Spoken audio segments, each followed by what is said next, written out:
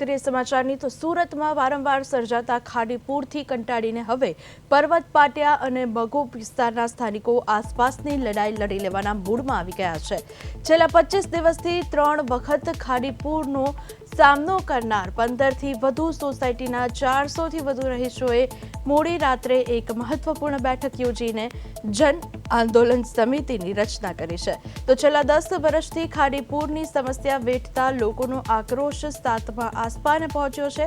સ્થાનિકોએ હવે નેતાઓના માત્ર વચનો નહીં પણ કાયમી નિવારણની માંગ સાથે મ્યુનિસિપલ કમિશનરથી લઈને કલેક્ટર અને ગાંધીનગર સુધી આંદોલન કરવાની ચીમકી આપી છે। તો આ લડત માટે પદયાત્રા, બાઇક રેલી અને ઉપરવાસ જેવા કાર્યક્રમોની રણનીતિ તૈયાર કરાઈ છે। તો બીજી તરફ સ્થાનિક મહિલાઓએ કોર્પોરેટર દિનેશ રાજ પુરોહિતને ફોન કરતા તેમણે ઉડાવ જવાબ આપ્યો હોવાનો આક્ષેપ પણ થઈ રહ્યો છે।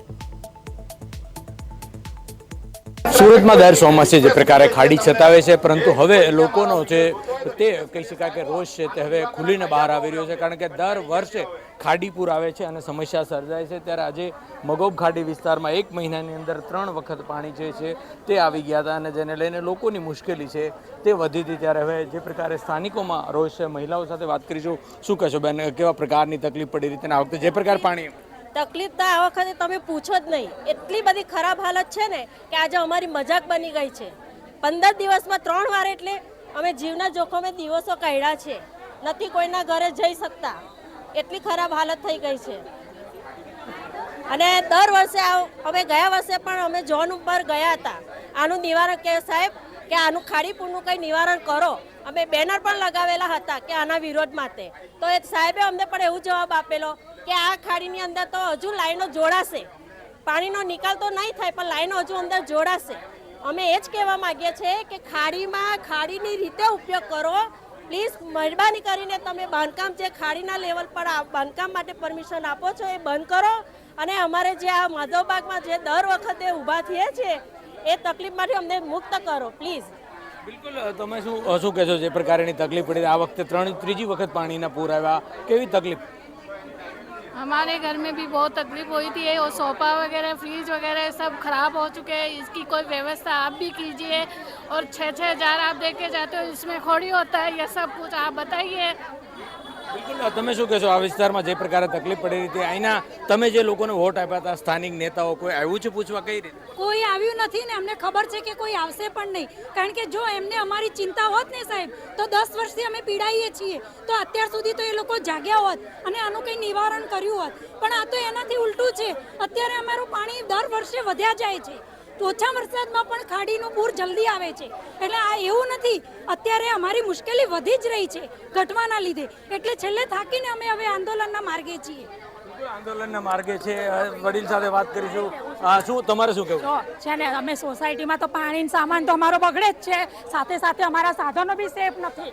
અમારો બાઇક પુલ ઉપર મૂકેલું, અત્યારે અઠવાડિયું થયું પણ મારા બાઇકનો કોઈ પત્તો નહીં। તમે શું કહેશો, આથી કેટલી આવી સોસાયટી છે કે જે અસરગ્રસ્ત થતી હોય અને પાણીનું પૂર દર વખતે આવે છે? આ મહિનામાં 3જી વખત આવ્યું અને હવે આંદોલનના માર્ગ અપનાવી રહ્યા છે।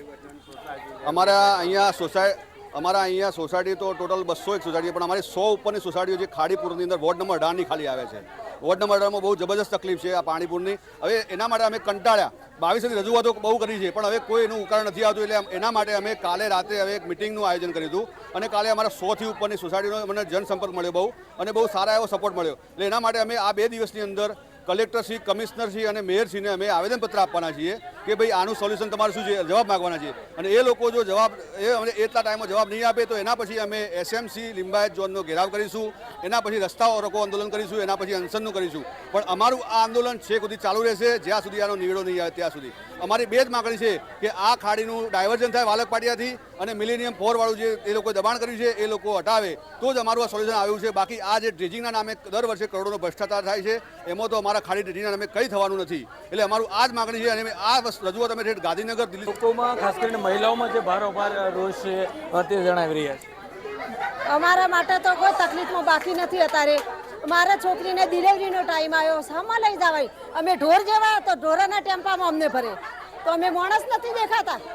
હવે એને શું કરવું છે એ જ અમારે વિચારવાનું છે, અને આંદોલન તો થશે જ। અમે કોઈ એ સરકાર માણસને જીવવા માગતા નથી. અમે તો હવે મરી જ્યાં જ વચ્યા છીએ. એ લોકો મરી જાય એમ સમજ્યા, વોટિંગ લેનારા ને રૂપિયા ખાનારા ને બધા મરી જાય. હવે અમારે જવું છો કઈડા ઘરમાં હોય નાના હોય નુકસાન થયું 100,000 અમારી પેલું થઈ જાય મહિને 8-10,000 દૂધ થતું હોય લોકોને, તો એવું વિચારીને અમને 100,000 રૂપિયા આપવા આવ્યો. એટલે અમારું કોઈ વિચાર્યું નહીં. અમારે અત્યારે મિલકત તો માટી થઈ જશે, તો અમે પણ માટી હારી થઈ હેડ્યા છીએ. તો એ લોકો વિચાર્યું છે અમારું, અમારા છોકરા હોય પરિવાર હોય જાય ક્યાં? કઈડા માવતર ન કઈ ફેંકી દેવા, સામાન તો જતો રહે મુઓ, પણ બીજું તો બધું વિચારવું પડે ને લોકોને. અને આંદોલન કરવાનું જ છે અને એ જનતાની ઓફિસે જઈને એના કાસ ફોડવાના જ છે.